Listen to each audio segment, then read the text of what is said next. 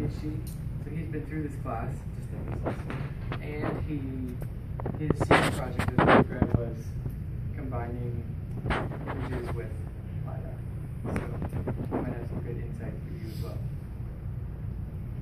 So who's heard of LIDAR before? Somebody have you? Okay. So LIDAR stands for light detection and ranging. It's kind of the optical equivalent of radar, which is radio detection and ranging. And it sends out a laser pulse at a specific angle, direction, and then it records the return trip time for a backscattered pulse. So there's a mirror in here that's rotating, so kind of rotating like this in the elevation angle, and then it's mounted on a rotation stage that will sweep out the full hemisphere to get a full 360-degree field of view. And at every mirror angle and elevation position, it sends out a pulse. It'll interact with an object and then be reflected back based on the return, or based on the speed of light and the time of return for that pulse. You can measure the range. And then it's simple to back out the XYZ positions relative to the instrument center. So, does that all make sense? Basic idea. So, the output of data like this is a point cloud. This system will give you about 800,000 points. The field of view is, so the instrument scans in the elevation angle from about 30 degrees to 330 degrees, and it rotates 180 degrees, so you have almost a full sphere, except for there's an occlusion cone right below the instrument. The coordinates of the points are all relative to the instrument center, so there's no absolute georeference positioning.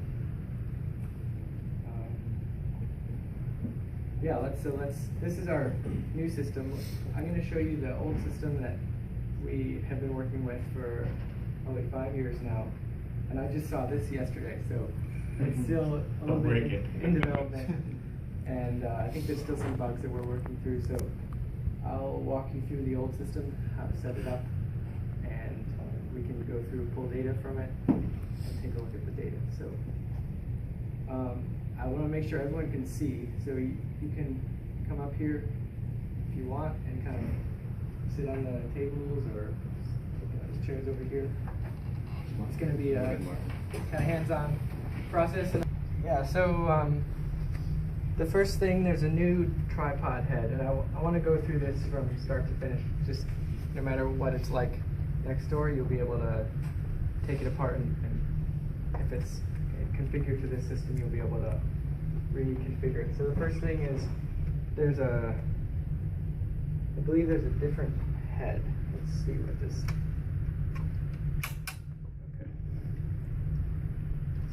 Okay. So we can keep that head on. So this is the kind of swivel ball head, so you can adjust the rotation of the instrument. Sorry, Dave, I stepped out. Any safety issues that we would? No, it's eye safe. Okay. You mentioned that? Or? I didn't mention that, but yeah, eye safe. Okay. Other safety things that we need to worry about other than team lifting and all that junk? Yeah, it's pretty safe. It's pretty robust. We've been using it mostly for assessing forest structure, and so we've been dragging it through the woods, California and Michigan, and Massachusetts, and it's had a lot of mileage, and so as long as you don't drop it, it's a pretty robust. It's good. It's had a lot of use. So, all right. So the first thing is we need to put this sensor on the head. So would somebody like to do that? And I'll supervise? Yeah, go for it. So just grab it. There's a lot of cables. Maybe someone can help with the cables, just kind of getting those out of the way. All right. So, oh, no, it is a different head. Yes. Okay, so we have to take off. Yeah. You can put it back. Yeah. So there's set screws underneath this tripod head.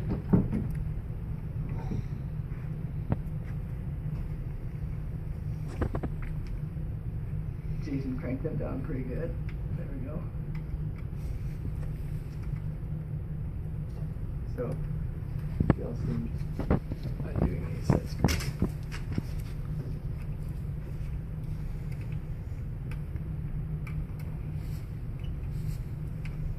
Okay, then this screws off.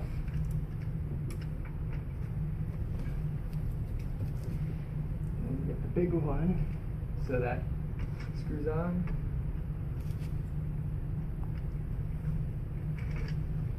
And tighten those screws up.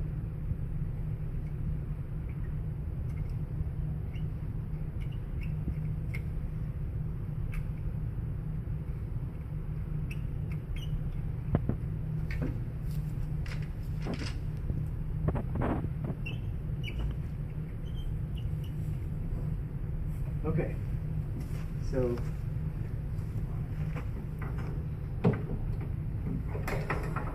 now the orientation is important. If you look at the tripod, there's kind of one orientation that makes sense. So this adjusts rotation here. So you want to have it facing this way with the clip on the side. And if you push in this gold pin, then it kind of tightens the tripod latch there. So have that up. And when you put it on, we'll put it on facing the ball, or the head of the instrument will be facing away from us. Seat it on the left side here, and then let it fall in there. Make sure the latch is secured. So any one of those grooves can fall in on anything up there. Yeah, it's what's the question? That yellow color pin that just came off. Sorry. Okay. So any groove comes on there. Yeah, it's best to. Yeah, it could either go this way or this way, and it's best to have this aligned in the direction of the instrument, because then when you adjust these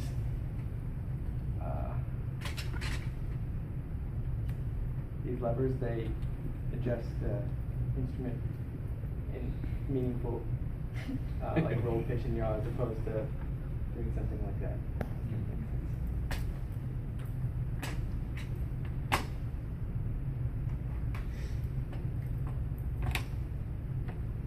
And then always just make sure that this is good. It wiggles a little bit, but that's mostly due to the tripod head. So just make sure it's latched on there so it doesn't fall off. Okay, so these are all cables which are vastly simplified in the new design, but for now, we'll still work with this. So we've got two pins here, and it's obvious which ones they go into, so you can plug each of those in. And then if you don't mind tightening those up, here's a screwdriver for the little one.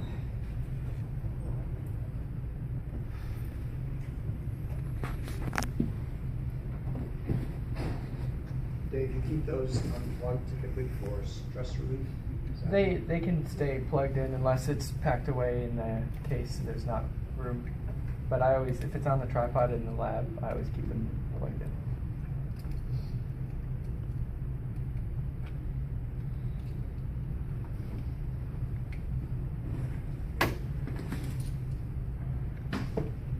So this is the computer, which is, Jason told me it was high tech 6 years ago. Now it's all in there.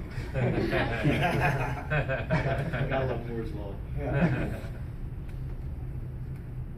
And then we power it with one of these batteries here. Oops. They're kind of these modular batteries. We put two together for more power.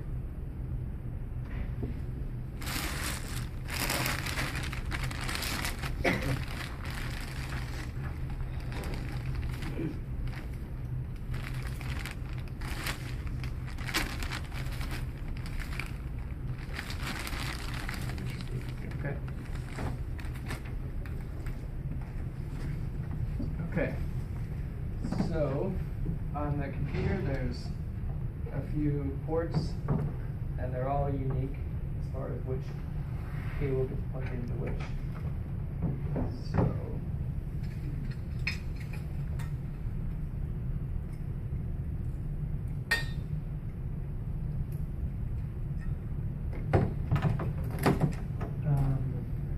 do you want to plug these in? So there's the Ethernet goes in here.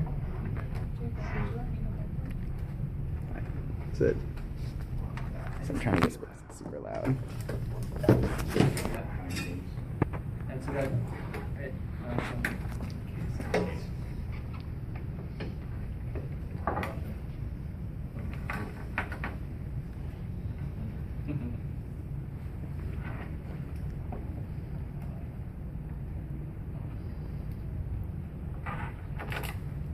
So is there any sort of feedback of the status of the machine? yes, once we get it plugged in, there'll be feedback, and you can. We have an iPod app that controls the instrument, and so you can see.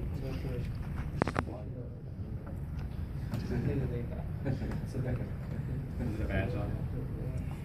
No ads. No ads. Okay. What? 99 cents for it?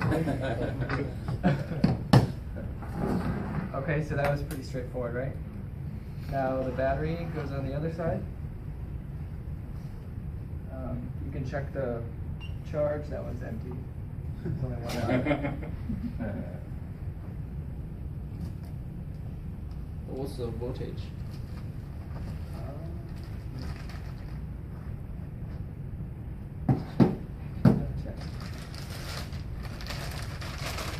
Check.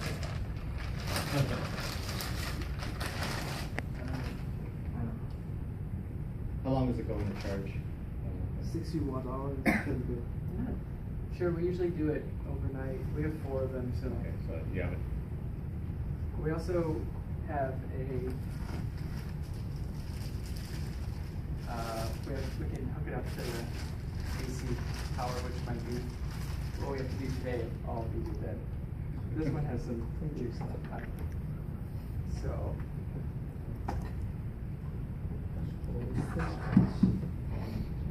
So this velcros onto the case like this, and then there's this cable here. Puts it right there. You can do that.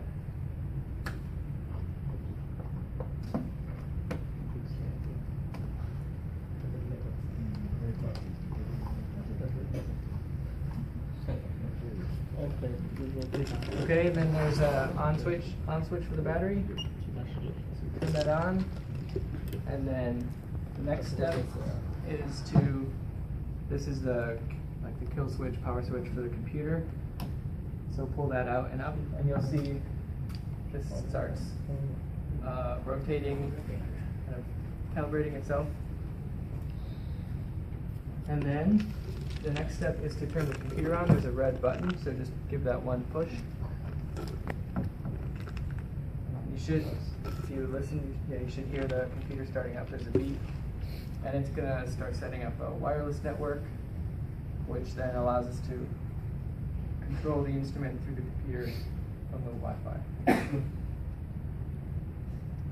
So next, what I would do is level the instrument, make sure all the knobs are tight, and this head probably needs to be serviced. It's a little loose.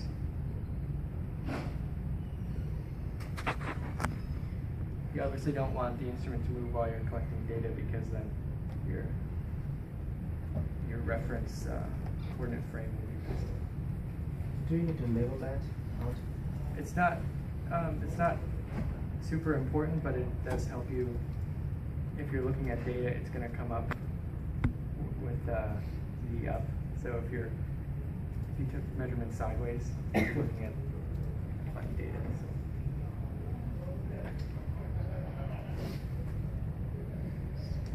So. Okay. Do you standardize with any specific orientation, north or anything like that? When we're in the field, we usually face it north. And so one thing to note is that, so it's going to scan in 180 degrees, and it'll start looking this way, and it'll do like that. So there'll be a little bit of a discontinuity in this plane. So if the area of interest is over here, I would point it so it's facing the area of interest, because then you'll get a good clean scan, and you'll see that as you do that. So from the iPod, go to settings, connect the Wi-Fi to the, so it's connected. I don't really know what to do for it. There you go. LIDAR, okay. And then there's an app, the RIT SIC controller, ground LIDAR. So click that, and that has this interface here. You can connect or disconnect, connect or disconnect to the instrument. So we'll connect. There'll be a green box here that says we're connected, and then there's a few things here. There's this slider tells you how much I'm going to rotate the azimuth stage, and it's set at 180 degrees, which is the maximum. There's a file name base, which just has a prefix that's added to the file name. I never change that, so it's on none right now. That's fine. When you actually take a scan, it'll add the timestamp to the file name, and that's a way that you can keep track of which scan was taken at what place or things like that. So I always jot that number down in my notebook. So you can preview the rotation, or you can just start the scan. Preview rotation just rotates it on the azimuth stage without actually taking any data. Start scatic, just it's continually taking measurements by rotating the mirror here, but it's not really useful unless you're on a moving platform, so I don't usually do that.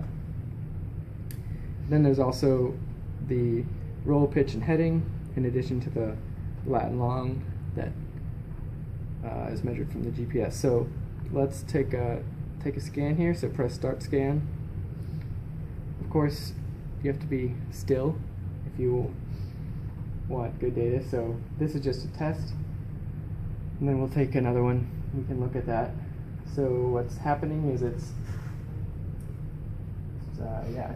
sending out a 905 nanometer pulse, and see there's 25 steps in the azimuth per second. The beam divergence is about 16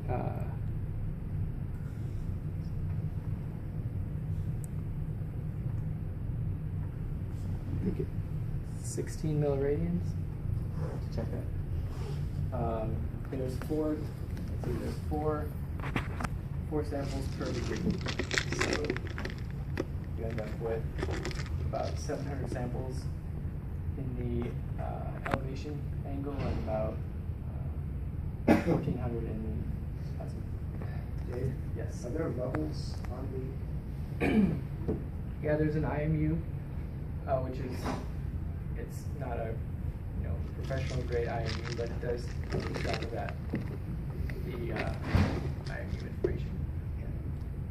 But I found it's always easiest just to be consistent as you take scans.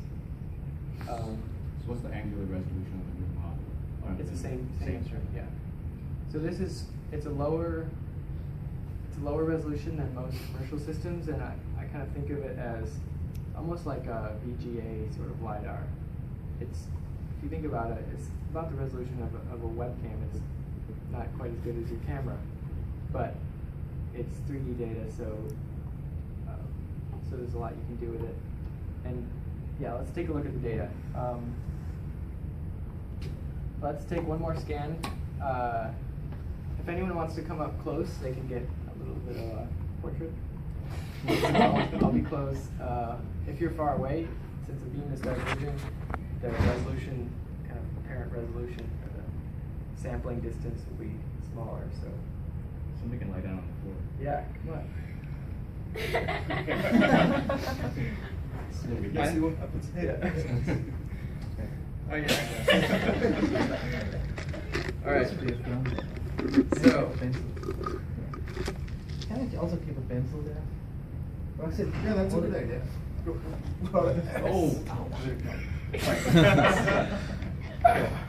So one thing I'm thinking right away is that I'm not sure how much he is in the field of view, so I would either, let's try this, let's maybe,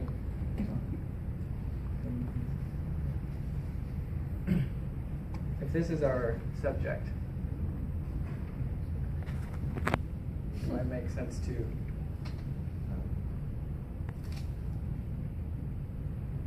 point it that way, and that way we don't, the exclusion, the cone of exclusion due to the hardware here is kind of in this area that we're not interested in. So, ready? 1, 2. Wait for my close up.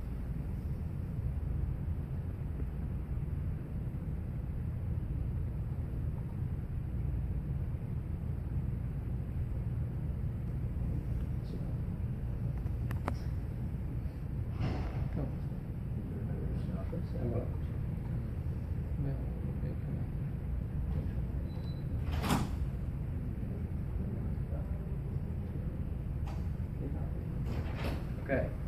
You're good. Awesome. Yeah. Do you have a question? No. Okay. So is the, for the new unit, is the cone of exclusion still? Much smaller. Much smaller? Yeah. Yeah, it's much better.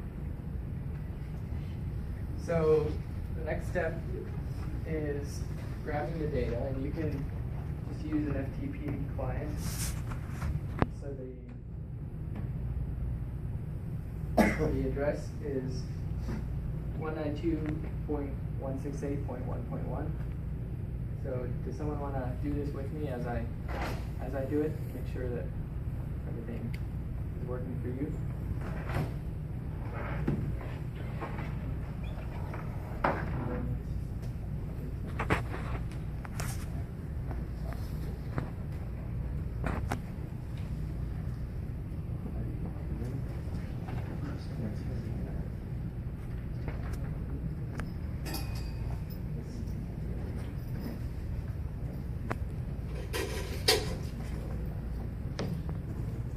So, this is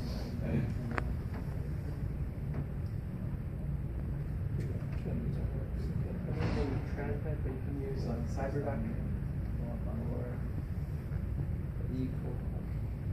or okay. So has everyone heard of like CyberDuck? That's a free one. This is transmit. You can get these at the app store, or there's other open source free clients as well. So I have this saved already, but maybe I should start from scratch.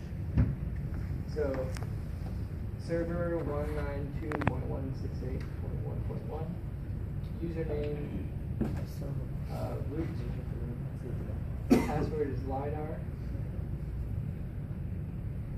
and then just a slash. But it was free when I.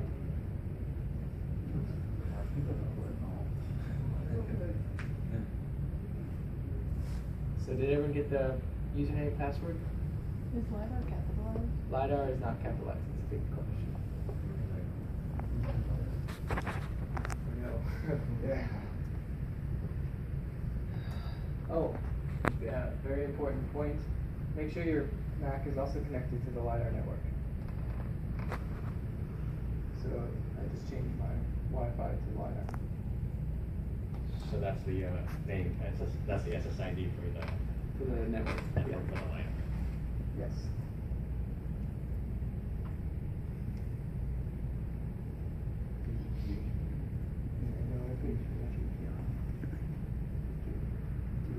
Sometimes there's issues connecting because of, Jason thinks it's because of the internet, the security, internet security of RITs.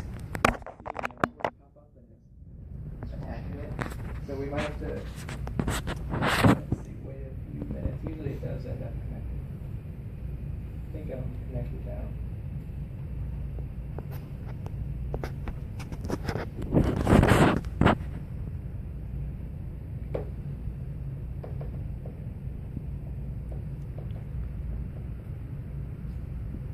Have you tested this since they initiated the guest wireless network?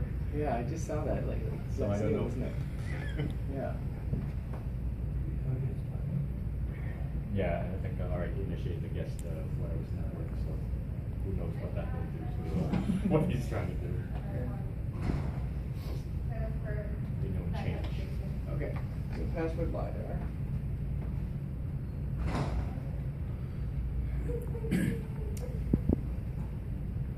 No capitals.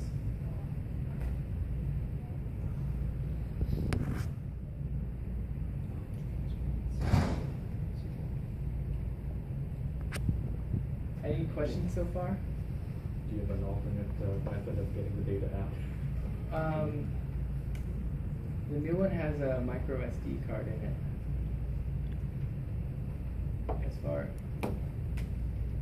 yeah, no And alternate. this one does not. No. Okay. Sorry, this is so small. I'm gonna go now to LiDAR data. And so all the data is organized in order of name with a timestamp, and there's a GBL file and a metadata file for each data, each scan. So these are, that's a lot. Okay, so it's, let's look at the 919. So this was the last one that we took. Yeah. Oh, that was should be 192.168 data. Yeah. And then username and password and port is. I think there's, it's like 21. Oh, did it? Okay.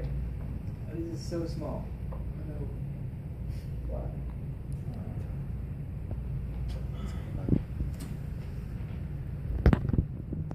Or is that next terminal? That's terminal.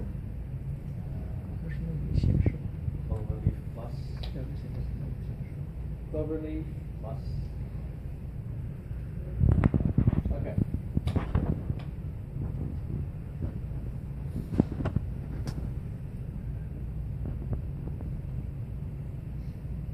So the processor that we have, Paul Romanchik, who, if you don't know, does anyone know Paul? Should know Paul. Brian's brother. No, okay. So Paul and Jason have been working on the last processor, and I will pass on his information, and he can help set you up putting this last processor on your machine. But I will show you how it works. So the basic call is last processor, then he always changes it. So I think minus, and then the minus A for this just gives us all the outputs. And then file name, and that should be out.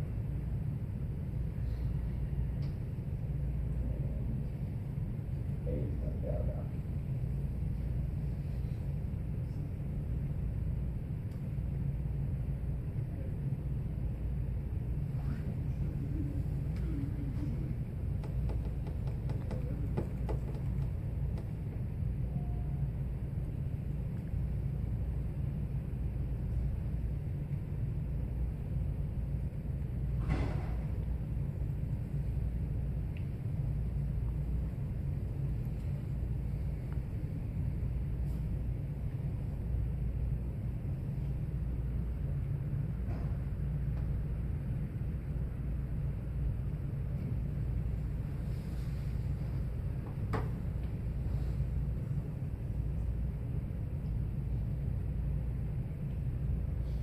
Okay, so it seems that my version of last processor is broken.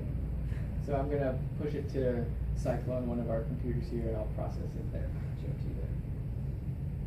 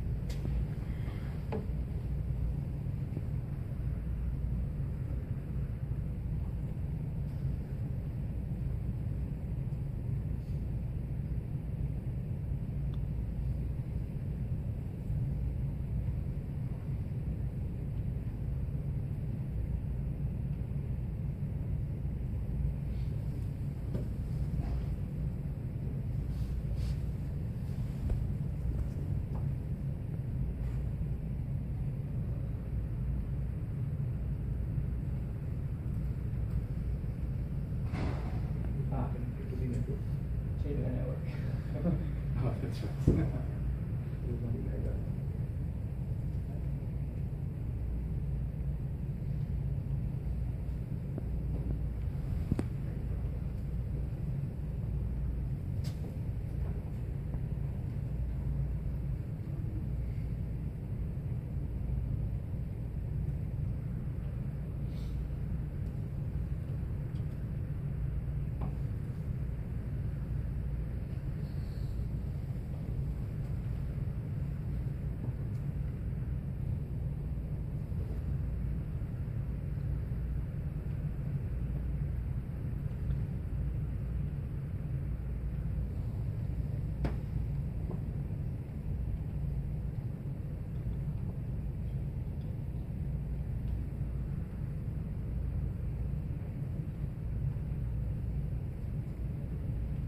Those are very small files.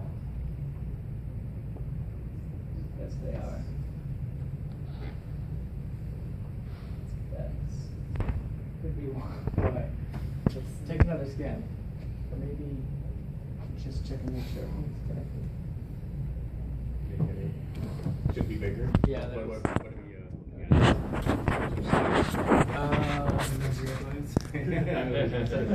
I'll show you. Well, maybe you can show one that you already Show you exists. one that, yeah. Yeah, and then why don't we go that way, that, at least the,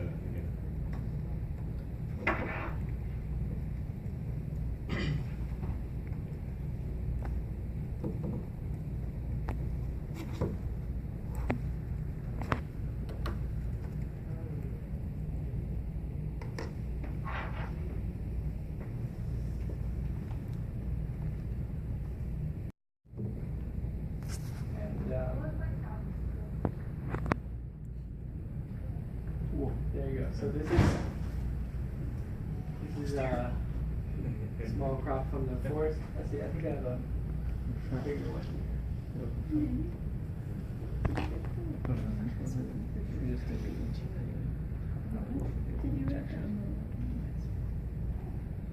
Okay.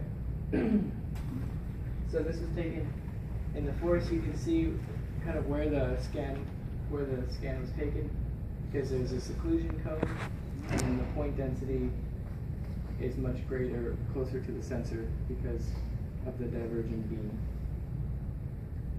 And another thing you can see is there's these shadows where they so you can see like right here there's a tree trunk here, and so the beam can't travel past that, so you have these shadows. So this is all in sensor relative XYZ coordinates. The instrument spits out measurements in millimeters. Yeah. Yeah, Rolo. So I thought a few years ago you guys were trying to work on merging it from different two scans. Was that, have you guys? Yeah, I'm addressed- working on that. Okay. It's the Like method get I'm rid of the using shadows, is for instance. That's something that you the would do. method I'm using is based on looking at geometric primitives of the tree stems. So I'm not sure how, unless yours looking at forensics in the forest. Don't know how valid that technique will be. So that's an example of a point cloud. Colin, do you want to talk about combining? So I haven't really heard too much about your guys' project. Someone want to give me a quick 2-sentence summary of what you guys are doing and why you would be interested in LIDAR and using LIDAR with imagery? Sure. So it's supposed to be a crime scene imager. So the idea that's at least been thrown around right now is to somehow combine hyperspectral and into something that will catalog a crime scene and allow for future, basically more future work into detection and things like that. Okay. Crime scene. That's enough for me to work with. Okay, so my senior project was very related to Dave's in that you go out, you can do scans of the forest, and that gives you a lot of spatial structure. I can see tree trunk, I can say there's stem here. But say you wanted to do species classification or find all the leaves or something, you don't have any of that spectral information that you would do that with. So the idea was, well, what if I can associate every point in the 3D world that gives me spatial information with the same point from a high resolution image that gives me some sort of spectral information, and I got the full color true point cloud, which I would see being very useful for crime scene analysis, trying to find blood or things like that, chemicals, whatever. So there's kind of two ways you could go about this approach, because you're trying to compare something in 2D to something in 3D. So you could use multiple images and try and build up 3D from 2D. I don't know if any of you guys have ever heard of photosynth. It's a software that basically lets you just take a bunch of pictures with your phone and build a little 3D model from that. So that's kind of using the geometry of taking pictures to build up 3D from 2D. Or you can take your 3D scene, project it down into 2D, try and register them that way, and then go back to 3D, which is the approach I took at the time. In retrospect, I might have gone the other way, but ended up with some results. And so I did a very simple method where you know all the metrics of the LIDAR, you know the scan resolution angle and stuff like that. So when you take the scan, you have these 3D points in the world kind of out in spherical coordinates. So I tried to, knowing all the information about the LIDAR, convert that back into Cartesian coordinates. You could get a geometrically correct image, and then you can just compare the images from image to image. So I'm going to show you guys. I'm just going to scroll through my paper real quick and you can kind of see what I'm talking about. And then I should actually be able to show you one of my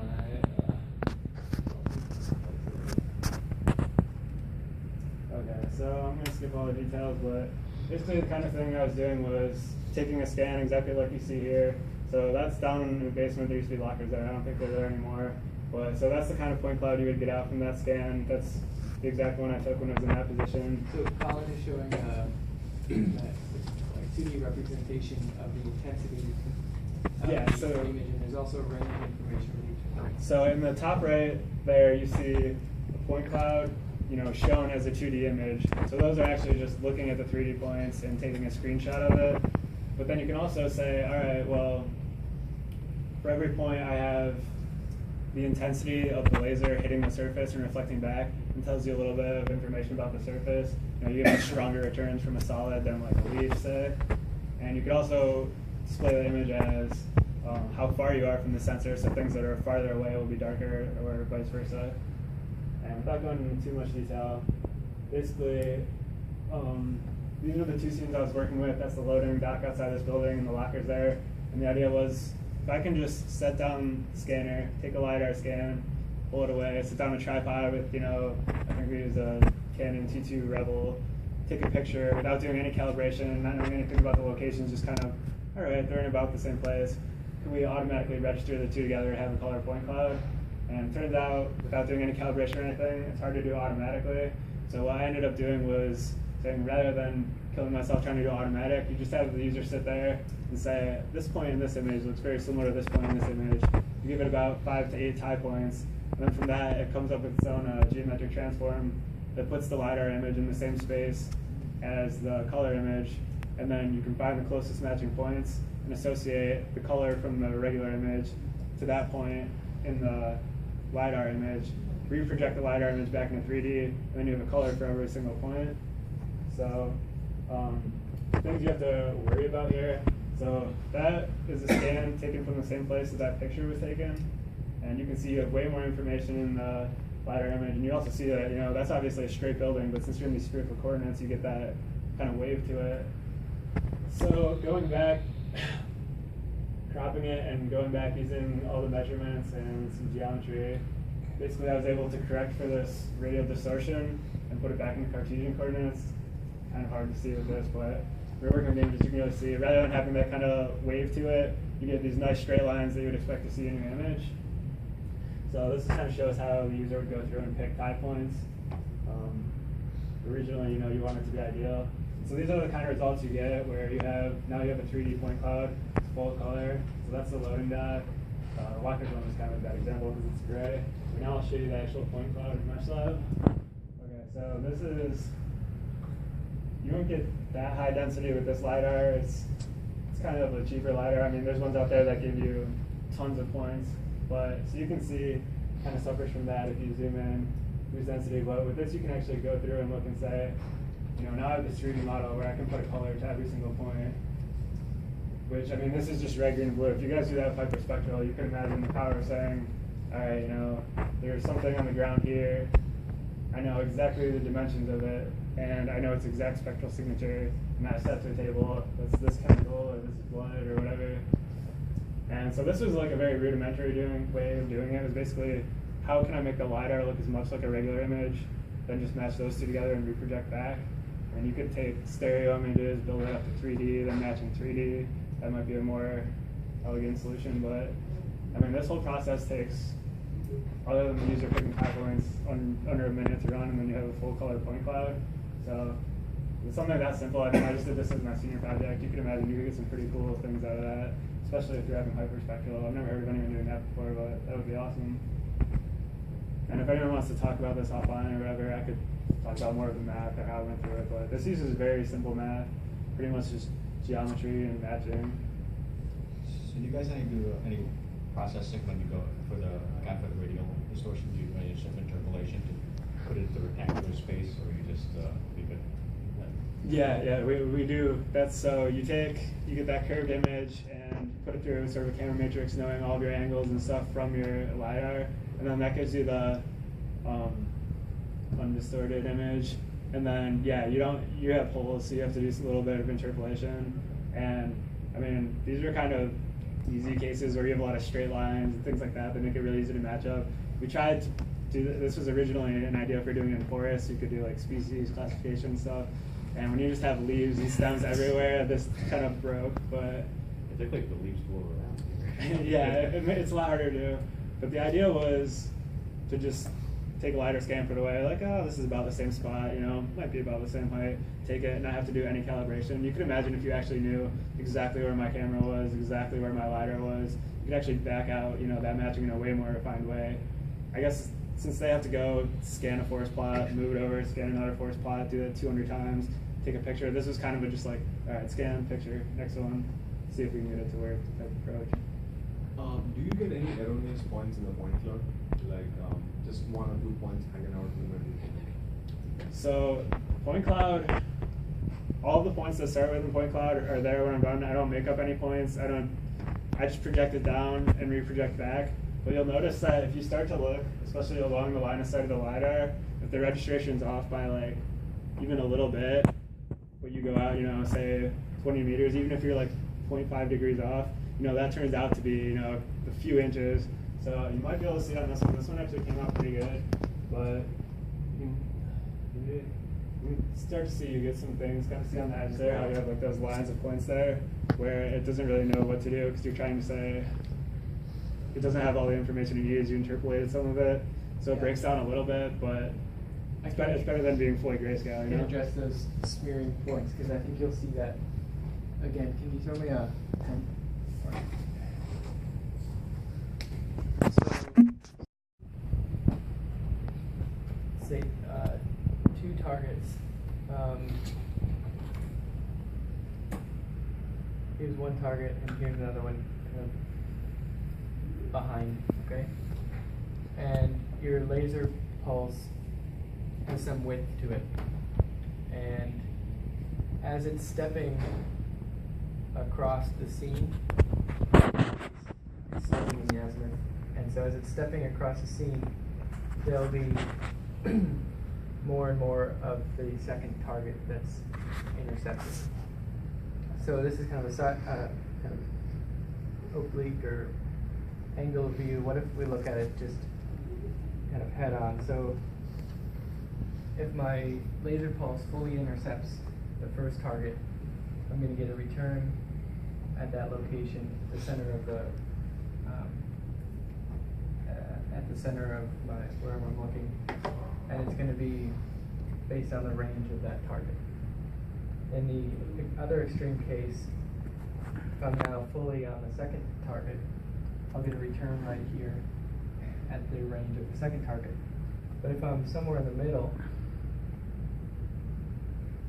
half of that energy is getting reflected back from the first surface, and half of it is getting reflected back from the second surface. And what's happening under the hood is it's sending back the backscattered pulse. So it's sending out this sort of Gaussian pulse, and that's going through space and then hitting something, and then it's being reflected back. Now, so that's easy when there's just one target. But what if there's two targets? So part of the pulse starts getting reflected back, but part of it continues on and then gets reflected back. So you combine the two pulses, and maybe you have something like this, because it's combining returns from both locations. And this is all happening under the hood, so we don't know exactly what it's doing, but it looks at some sort of moment of this backscattered waveform, and if it can't separate them sufficiently into two pulses, what it does, it says, oh, I think this is one pulse, and it digitizes the range at some sort of average between the two surfaces. So in this case, the digitized range will be in between, so it's kind of like a ghost point in between a surface that's not really there. And this is pretty predictable if it's part of the first surface but the majority of the second surface, then the range, then the energy of the first pulse will be smaller, and there'll be more of the second pulse, so this range will be shifted farther towards the second surface. And likewise for the other case. So you will see that. You'll see sort of ghost points. I have an example here where it was the lockers with the tree in front of it. So you get a lot of these points where it hits the tree and then it hits the lockers and doesn't really know what to do. So if you look here, I mean, you expect this tree to be green and you have these gray lockers behind it. That's going to be hard to see here, but you can see you'd expect like a fully green tree here, but you have a lot of problems here where, it hit the tree, trying to bounce back, slide out there, so it's kind of leaves like a hole in your point cloud. It's like, all right, well, what am I supposed to say? I have like half a leaf return, and 2 feet later I have like half a solid return. So you can get some errors from that. Yeah, then you can kind of see more of that banding effect on the side there and in the top. You get these like things where it's surface that is like skimming part of it. It's like a locker colored tree. Yeah, right, exactly. But as you can see, I mean, it does a pretty good job. And this is kind of an easy scene where you have, just a bunch of flat surfaces, a lot of nice corners, so it works pretty well. But then you put a tree in front of it and you start to have problems. So I don't know what your crime scenes will look like, how complex it'll be, but it's probably a viable option. And I'm sure you can find papers out there that do way more refined things, DLT, all kinds of iterative methods that give much closer matches, but this is something that takes very little math, pretty much just matching, and you get decent results pretty fast. So I'm sure you guys can come up with something that works really well. And if you have hyperspectral, that opens a whole other door of things you can do with it. Cool. I wonder why we can't just run the LIDAR system slower, or either multiple times around to get a more detailed picture. So do like 30 scans and then That's a good point. The reason that you can't really do that is because the beam is diverging. So we're actually sampling about 4 samples per the width of the beam. So, and that's just based on the limitations of the hardware. So if you stepped it slower, I mean, you could do something like that, but you're already way oversampling what So you're. what they could do to Oh, hey, Paul. increase This is Paul. sampling is just take scans in multiple locations around the road, and you'll get higher resolution the closer you are to the LIDAR system. Right. But and you'll somehow register them, right? Or just use them as separate images. Yeah, or use them separately. I gotta go, but if you wanna email me, or I could show you all the map I did, or show you my code, anything you want. Let's go somewhere now, but. Thank you. Thank you. Then you were saying that you guys were trying to stitch things together using trees as references, and I wonder if we could bring in like just calibration sticks. Yes. They just sit there and you go, Yes. "This is the stick, and move it around the stick." Well, you need 3 of them.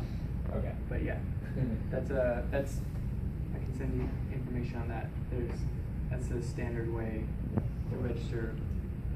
For us, it takes a lot of work if you're carrying extra things to the field. So, but I think the crime scene, yeah, by all means do that. And then second step, people then typically use like the iterative closest point to do a fine refinement based on matching based on areas where there's similar overlap. The matching is based mainly on the returns. So if you had another piece of information that's spectral, it would actually help identify the points a lot better. Yes. Yeah. Yeah, that would be cool. Yeah. So who else uses this equipment? Chip Bachman uses it to look at the terrain of beaches and things like that for like aquatic landings and things like that. We use it for the forest. I don't think Carl for the heavy vehicle Carl project. Carl used it just with the sort of scanning without. So you let the vehicle drive by to build up your image. The rotation head doesn't move, and the motion of the vehicle gives you your next dimension. Was he looking at the Tire definition and height of trucks based on load of potentially hazardous materials. So we will have to share the use of the LIDAR. So like we can just set it up in the lab and. Yeah, it does get a good amount of use, and it will be going to California